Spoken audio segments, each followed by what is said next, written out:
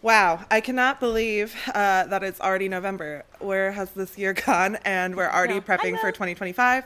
And if you're sitting here being like, oh my God, I don't know what I'm doing yet, don't worry. It's fine. You showed up the earliest you can show up. This is the first event that we're doing for the 2025 season, and it's really just a brainstorm day to get your kind of juices flowing, to really be able to plan ahead in some sort of planned way, but you don't have to know what you're doing yet. Yeah, I will note though, like every year, because we do this every year, and every year the ones that show up to this event are the ones that have a successful Fringe journey. Like the ones that show up, it really changes the game. So congratulations on being in that group, because every year we watch the people who show up to the creative series just excel. So yay. Lois and I are the co-executive directors of Hollywood Fringe. Let's introduce ourselves. And we're a small team. We're the full-time staff, and then we have a couple of part-time staff year-round, and then closer to the festival, we become more expanded. And we couldn't do anything without our venue partners, and so we really want to shout out Eastwood Performing Arts Center. Calvin! And Calvin. Thank you. Yay, for hosting us, and we'll be going to different events in different venues so that you can see them in the next couple of months, as well as there will be tours and things like that for you to be able to find the perfect space for you at Fringe. But if you are interested, if you're like, hot damn, this is a really cool venue and I could see my show here, talk to Calvin at some point today and he will tell you more about this amazing space. How many people in the room are new to Fringe? I've never read. Welcome to the family.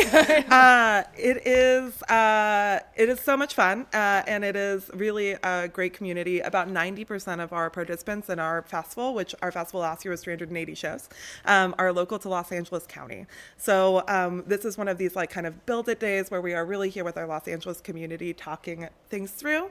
And these people in this room are your colleagues. These are the people that you'll be going through this with, but also through the rest of LA Theater with. I'm sure that some of you have already met each other, and it is, I don't know, it's a small, tight-knit community, but it's also huge. Yeah. I don't know how to describe it. Well, and the festival, like what we do is a festival, right? At the end of the day, we are a platform to produce your show. Hi, come on in, y'all. We're a platform to produce your show. But I think more importantly, and what most people take away from this experience is the community. So like dive in. You can certainly take what you want from it, but I recommend diving in and really like immersing yourself in the festival and the community, because it really does pay off. People come back year after year because the people they've met here, they go on and do things outside of the Fringe entirely because of people they've met here. So like remember, like it's one of those, your reputation is always 5 feet in front of you. Your reputation starts today in this community. And if you are a strong community member, you will walk away from this with so much more than just having put your show up on a stage. Before we begin, I want to do a land acknowledgement. Yeah, we really jumped the gun and did not follow our. No, we're following it perfectly. Oh, okay, good. No, I'm looking at it. We're good. We're online. We're online. The Hollywood Fringe is, I'd like to start off with a land acknowledgement this morning. The Hollywood Fringe acknowledges that we're on the unceded lands of the Tongva, Quiche, Gabrielinos, and Gabrielinos people. This statement serves as a practice as we commit to furthering our connections with Indigenous communities past, present, and emerging. For more information on why we do this and about the land that you're on right now, you can go to hollywoodfringe.org/land, and we have lots of resources there for you to do some research. Yeah. Today's going to be a really quick, tight overview just to give you some like preference or some concepts going into today's creative focus. Context. Thank you. I'm so tired, y'all. But I know her, so I know what she was trying to say. That's a word. It's a whole day about writing, so I'm going to get it together by the end. But remember, so we're going to kind of touch on just the basic like ideas of the festival, but we're going to have a workshop, a article, a town hall. We're going to have something for every step of the process. So no, right now, this little 20-minute chat is just to kind of wrap your brain around how the process works, which is pretty simple. There's 3 steps to be a part of Hollywood Fringe. Create a project on the Hollywood Fringe website, book a venue in the Hollywood Fringe zone, and register with the festival. That's it. From there, it's a self-produced show, but you're doing it alongside community. We're going to say that over and over again throughout this next year.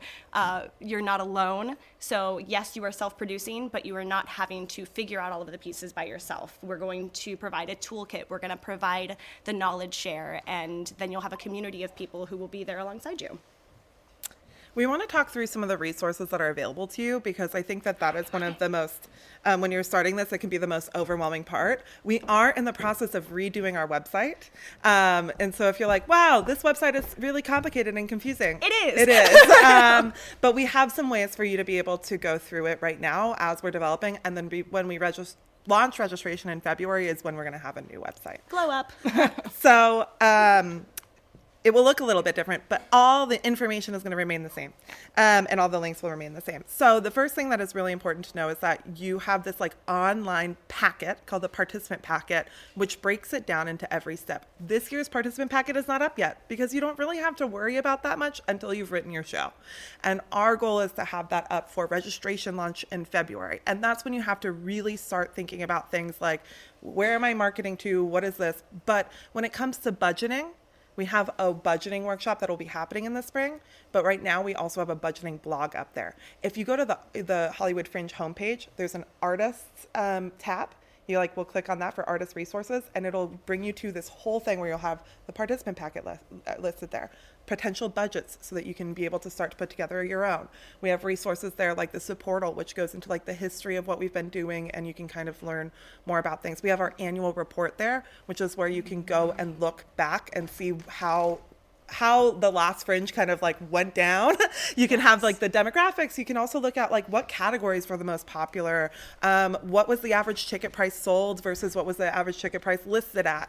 The average household. Highly recommend hollywoodfringe.org/annual report. We've just released our 2024 annual report, and it's 16 pages of just research, which we all know as people, right? We're going to have the best success if we do our research, if we plan ahead. So please use those numbers on what has happened last year to plan your adventure this year. And then you're like, okay, that's a lot of stuff. Don't worry. We literally break it down into this type of digestible information session. So we have town halls, which is where Lois and I just go blah, blah, blah, blah, blah, and talk to you about all the changes that are coming out, just like we are right now. And everything that we say out loud is in this participant packet. And you can kind of have that visual way of doing it, as well as that kind of in-person ask questions kind of way of doing it. We also have workshops, which are the other things that we're doing today, which is where we have past Fringe participants who have done excellent work be able to talk about their experiences and give that best practice kind of information that we don't know about. I have a producer Fringe show, so I'm not the expert in that, but our artists are, and we'll make sure that they're accessible to you. And then the last thing that we have within that those resources as one-to-ones with our artist services coordinator, Roddy, or manager now.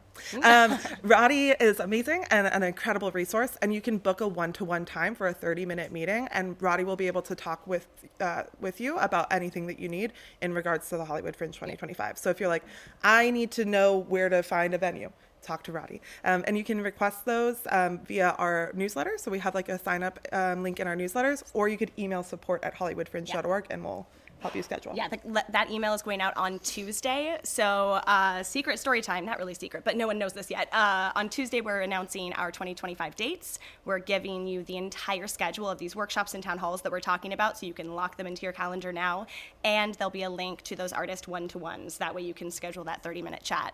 The other thing that's important with those, of course, asking all your questions, preparing your journey, but also if you're just unsure, because we really want people to make an educated decision about doing Fringe. We don't want to push anyone into this. We want you to come into Fringe if it's the right decision for you and your work. And so those one-to-ones can also be used just to ask questions to help you decide whether or not Fringe is right for your show at this time. Because remember, you're still self-producing your work. It is vastly cheaper than producing year-round, but you are still responsible for doing all of the ththings that would be done in a traditional rental, and that means that it might not be the thing for you. That being said, you can do it. Sometimes people see all that work that they have to do. They're like, ooh, I don't know if this is for me because I don't think that I'm have these skill sets. You do, they're inside you, but it is a lot of work, and it's about talking about your time management, how much time you have to give, how much extra money you have to give, and we'll go into finances in just a second. But it's really a personal decision, and it's not one that you should make because you're like, well, this is the only way I'm going to make it in theater, because it's not true. Yeah, I think, and producer, we're going to talk a lot about that today, but also in these workshops coming up. We look at Hollywood Fringe as a producer's training ground, and so often we see an artist come to Fringe, with a show, and they have a background as an artist, but they don't have a background as a producer. That means, marketing, budgeting, all of the pieces that come to actually getting butts into seats for their show.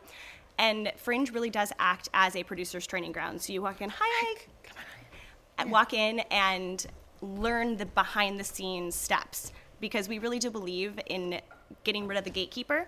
I don't know about you, but I went to, in a former life, I was an actress, and I went to school and found out, oh, I have to wait for someone to give me permission to be an artist. That's what I was told over and over again, right? Bullshit. And so Fringe really kind of tries to open the gates so that you can receive the tools to become a self-produced artist, if that is something that you are interested in doing. So again, how you participate at Fringe. Oh, please come on in. How nice to see you all. So the first thing you're going to do is you create your project. The second thing that you will do is you'll find the venue that suits your show the best. Our venues are often, there's like kind of two types of venues that you'll have. You'll have your performing arts centers that might stack a lot of shows, which means that they're able to vastly discount rates and be able to have more of that like community space within your own zone. And so you'll have like those performing arts centers and that kind of thing. And then you'll have your kind of like one-off venues. So if you're like, you know what, I want extra time. I don't want a 15-minute load out, load in. I want to have a more movable space that maybe has 2 to 3 shows. We have those as well. And so it's about coming to our venue panel, learning from all of them what kind of space they have to offer, what resources they have to offer. Some of them help you with marketing. Some of them don't help you with marketing. Some of them will do like mixers for community members within their spaces. Some of them will never email you other than the time that they sign your contract. And it's about figuring out which of those within your budget and also your goals aligns and is going to have you have the best production possible. Yeah, like, and this is going to be probably one of the earlier things on your list. Don't worry, not yet. You'll have to be like, oh my God, I haven't talked to any venues. That's exactly where you should be, because most venues are not ready. They will start booking early next year. Yeah. But I think when it comes to that, getting it in your mind to give yourself the time to tour multiple spaces, to talk to multiple venue managers, because not only like do you want to find the right fit for your show at Fringe, but this is your chance to kind of dive into the like black box theater community here in Hollywood for future runs. You're not going to stop being an artist after Fringe. So like use this as kind of like a speed networking of finding out all of these spaces, because even though a venue might not be right for your show right now, it might be in 2 years when you're doing your own solo run, nothing to do with Fringe, but now you have a venue that's in your back pocket ready to go. And so you are responsible for booking that venue. And we have those venues that often do Fringe that are easier to book, but also you can book any venue within our zone, which is what's very confusing for first-time Fringers, is that there is this BYOV option, and that option is more for immersive work or for people who are trying to take on a new challenge. If you're a new Fringer, I don't really recommend going down that route unless it's really essential to your work, that you have a less vetted space, because you will have to become your own venue manager if you go down that path, and it is a lot more work. But if that is something that you're interested in and you're interested in doing something in like more found space, there is that option as well. And we have a whole workshop on how to do that in February. Last thing about the venues. Venues are just now getting added. Hi, come on in. So like eventually they will all be up on the site, but ignore it for now. We're going to slowly start adding them. And then in January, we're going to have a more like full list of venues participating. So one budget line is going to be your venue. Another budget line is going to be your registration costs. To use our platform, it is a $300 cost. That goes right back into producing this festival. We're going to talk a little bit about funding, and so I'm going to start that out by saying, should we have a registration fee? Probably not. In a perfect world, we have to. There is no way for us to function without that.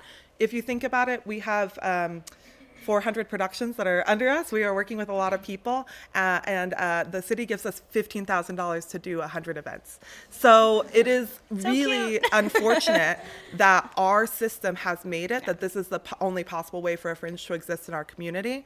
That being said, we do have funding opportunities to kind of intersperse with some equity there, because we know that that is not available to everybody. So let's talk about funding. Funding's fucked. It is fucked for independent artists. It is not in a good spot, especially here in Los Angeles. And I want to start the conversation by saying that. The second thing is that Fringe is vastly cheaper than a lot of other times to produce. 50% is about the number we found this year after doing research through our annual report. Your budgeting should look between, and it depends on if you're a solo show up to an ensemble show, the average is about $2,500 to $5,000, depending on that. We have an annual report where you can look through and see what people spent last year. We're very excited to say that 70% of people said that they came within budget. Woo! And so it's really about setting that expectation and knowing that some of this does come out of personal pockets. 41% of people last year got money from either grants or from crowdfunding. And I would say that that is a really important step for you to try and do. Yeah. This is an opportunity for you to think about how you would fund the show, whether or not Fringe was a part of it. So for instance, think about the resources you have within your community. Are there small granting programs that you know of through your neighborhood councils or things like that? Like, for instance, the Hollywood Neighborhood Council, they're not going to fund a Fringe show, you know? But do you have maybe something from your own little area? Like maybe there's like something a little bit tighter that you might know, like a church community.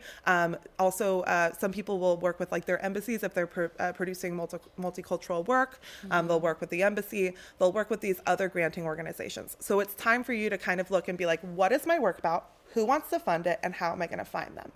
There are 2 opportunities to apply for funding through Hollywood Fringe. We have our BIPOC and Disabled Artist Fund that is opening at the end of this month, and the application for that will be due in mid-January. We'll have full information about how to apply for that and what the qualifications are, as well as a full panel on like best tips and practices. The second fund that we have opens up in February. February. And it is our low income Angelino fund. And that is just like some like little disbursements of $500 grants to help you just like boom, boom, boom, get your work done. It is not meant to completely make sure that you can do Fringe. $500 is not going to make or break your experience, but it is going to infuse you with a little bit of money right when all of your deposits are due, when your registration fee is due, when those sorts of things are due, so that you can just be like, boom, I have a little uptick. Yeah. And that will be entirely dependent, how many we are able to give out or is entirely dependent on our fundraising schemes. So we are a nonprofit. Hollywood Fringe runs as a nonprofit, and 25% of our membership donations go directly into the artist fund. So 25% of all the money that we're getting in donations are going directly into a fund to disperse once a year to the artists participating in that year's festival. Last year we were able to give out 24 artist fund stipends. We would love to give out more every year, but know that we will know that number once we run our first fundraising campaign coming up this month. And when it comes to, so it's 24, we did 24 of those, and we did 10 of our BIPOC and disabled scholarships, which is going to probably be the lowest that we'll do this year as well. But when it comes to funding outside of that, I think it's really important that you determine now, if you're planning to do a crowdfunding campaign or you're planning to do any sort of thing like that, what's your intention there? Who are you asking? And how many more times in the next couple of years are you going to need to make that ask? Because it's about kind of planning your longevity as an artist, not just this one show. And it's about figuring out how you're going to best sell it. It is really a lot easier to sell it to people like, I'm doing Hollywood Fringe versus I'm doing a show in a backyard, give me money, you know? And so there is that legitimacy that you can use. But please use it. Yeah, and let it work for you. But there is also the idea that like you want to make sure that you're setting yourself up for success after Fringe, because our goal is that your journey is just beginning with this show at Hollywood Fringe, and that you're continuing to do that run in different spaces. Yeah.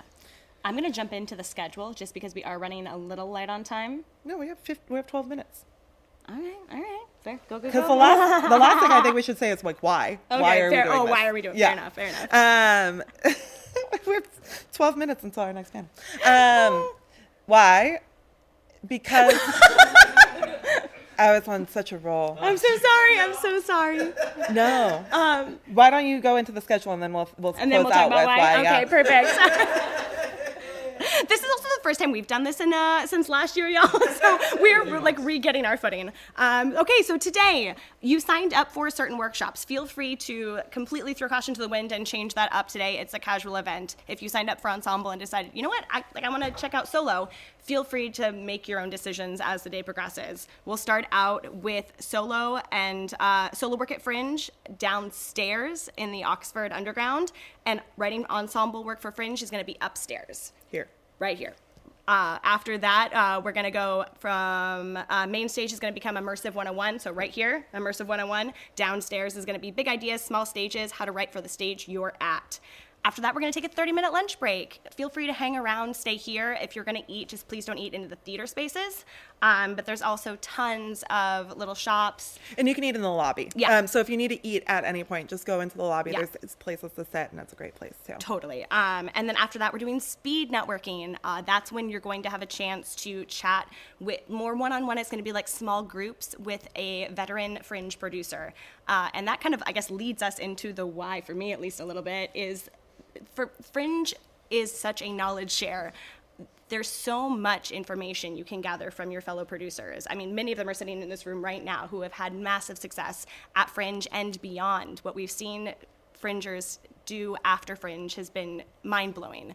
And so use that as new producers in the room, as new Fringers in the room. We really mean it when we say welcome to the family, because it is a space for you to ask questions. This is not a space where people are worried about how many people are at the table. We want everyone at the table. And the people in the room that are here to offer advice really mean it. And so please take advantage of it, soak it up, because you're going to be those people next year. Yeah. The second reason to do it is if you feel like your work is tour ready, it's a really great opportunity for you to kind of dip your feet into the touring circuit. And so some shows that come to Hollywood Fringe are already touring. They've already done other festivals. They've already done these kind of preps, and this is one step on a long journey for them. And if your show is one of those, we do have an awards program, we do have an industry program, and we do have a really great reviewing system where it is pretty much guaranteed that you're going to be able to get poll quotes and these things by doing your show at Hollywood Fringe. What I would say for newbies is that shouldn't really be the main driving reason, because it is very competitive and it is very hard to get into those sorts of things, but it will expose you to what opportunities are available to you and kind of help you paint a picture for further runs within Fringe or without Fringe. Yeah, and we see everything because, right, like we'll talk more about this at like the first town hall, but Fringe is not one specific thing. You take what you want out of it. It could be you have a show that, you love, but you have no idea how it's gonna, resonate to an audience. Let's try it out. Let's see what I hear in the audience as I'm performing the show for the very first time with no set, no costumes, very minimal. That's Fringe. Or you can have a show that, like, hot fucking damn, this show is ready to go to the masses. I'm ready for tour deals and to be seen by industry. Your show is for Fringe. So everything from A to Z is Fringe. It's just about making sure that your goals align with what your show is. Because we always say 2 goals. Pick 2 goals out of Fringe. It can be, to be seen by industry and start to make connections to have a further show run or further opportunity. It could be as simple as to make new friends. Hey, I'm new to the theater community in LA and I don't know anybody. That can be a goal. It can be to make money. I'm going to note money in theater in LA, not easy. It is doable though. We see it all the time. But if that's your goal, it has to be a focus the entirety of the process, right? Or it could be, there's so many good goals. For me, the one that I hear the most is I've been trying to do this show forever and I needed a deadline. I needed a reason. Yeah. I needed a schedule where I could keep up and I could just get this thing out of my brain. Yeah. And I think that is a really valid goal. I think that another goal of doing this, I think, is making sure that you are kind of deeply in your artistic practice. It is going to throw you into your artistic practice because you have to have it be a focus for 6 months. Yeah. You have to be focusing on your artist self. And I think for some people that is enough. And for you, it's deciding what is enough for you. Oh, please. Hi, John. Oh, hi. So it's about figuring out, is your goal to sell out a show? Is your goal to get a press review? Is your goal to get an award? That's a really lofty goal. If that's your goal, maybe that should be your only goal. And and also maybe not, because awards are kind of, after you get it, what happens? You can put it on your website, I guess. But maybe that poll quote can get your show further than one award can. Yeah. It's really about figuring out what you need for your show to get to the next level, what you need as an artist to get to the next level, and then utilizing our platform to make that goal happen rather than relying on the platform to make that and ask the questions of your fellow producers. Like we said, you're going to constantly be in the room with people who have done this already. And so today you're going to hear from people who have won awards, people who have sold out their houses, people who have, made a new community here in LA. ask them like how they did it. Like if your goals align with other producers that you're hearing from, those are going to be your best resources, and follow their steps, what they did. The website hoards information, so use it. Look at the website and follow the shows that, you're looking at the awards page. Okay, I have a solo show, I want to win, best comedy. Who won best comedy? Who was nominated? Start to look at their show, how they marketed their show, and pay attention to those pieces, because research is going to get you so far. And I think that one of the big things to realize is the people that do the best at Fringe are going to be the people that are the most passionate about their work, but also build community with each other. Be a good audience member. Go see other people's shows. Talk to people. It is really, if you work by yourself and you're in a tunnel, it's not going to work for you. That's not how our platform works. It really is about that community support and being together. Yeah, what do we say every time? And it always sounds harsh, but I think it's better to give the advice now than at the end when the festival starts in 3 days. But we always say, if I'm meeting someone for the first time halfway through June, I don't understand why I'm not successful. And I've never met them. I'm at everything. Ellen's at everything. That's why you're not successful. You're not showing up. You're not investing in the community, so they are not investing back into you. So please, everyone in this room, you're already doing it. We'll do our due diligence too. Don't worry. Certainly. We'll email you being like, I've never seen you at any events before. How are you doing? Are you we will beg you to come and utilize what we have. But it is also up to you to take that invitation. Yeah. We have 5 minutes. So I think that we should break for just a second. Yeah. Feel free to utilize the restroom. Up here is going to be writing ensemble work. Downstairs is going to be solo work. And we'll be back in 3 minutes.